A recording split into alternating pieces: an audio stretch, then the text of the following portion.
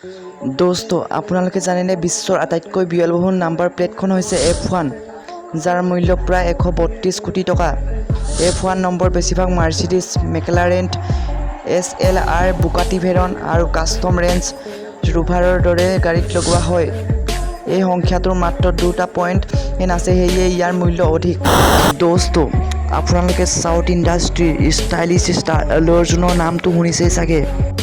Stylish star আলু অৰ্জুনৰ stylish movie কেৱল ভাৰততেই নহয়, গোটেই বিশ্বতেই জনপ্ৰিয়। তেলেগু চিনেমা অভিনেতা আলু অৰ্জুনৰ চাৰাইনুডু হৈছে ইউটিউবত 300 মিলিয়নতকৈও অধিক 30 কোটিতকৈও অধিক দৰ্শন কৰা প্ৰথম ভাৰতীয় চলচ্চিত্ৰ। দোস্ত আপোনালোকে কানাডাৰ য়ং ষ্ট্ৰীটৰ নাম শুনিছেই চাগে। কানাডাৰ য়ং ষ্ট্ৰীটৰ নাম পৃথিৱীৰ আটাইতকৈ দীঘল পথৰ নামেৰে ৰখা হৈছে, গিনিজ বুকত লিপিবদ্ধ কৰা হৈছে।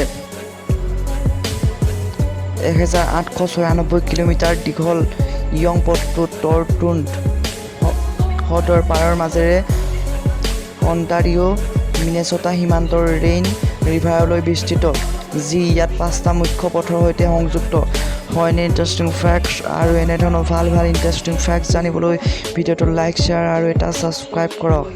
আৰু যদি অসমতো এনেকুৱা দলং হয় আপোনাৰ কেনেকুৱা লাগিব কমেণ্ট ছেকশ্যনত জনাবলৈ নাপাহৰিব। ধন্যবাদ।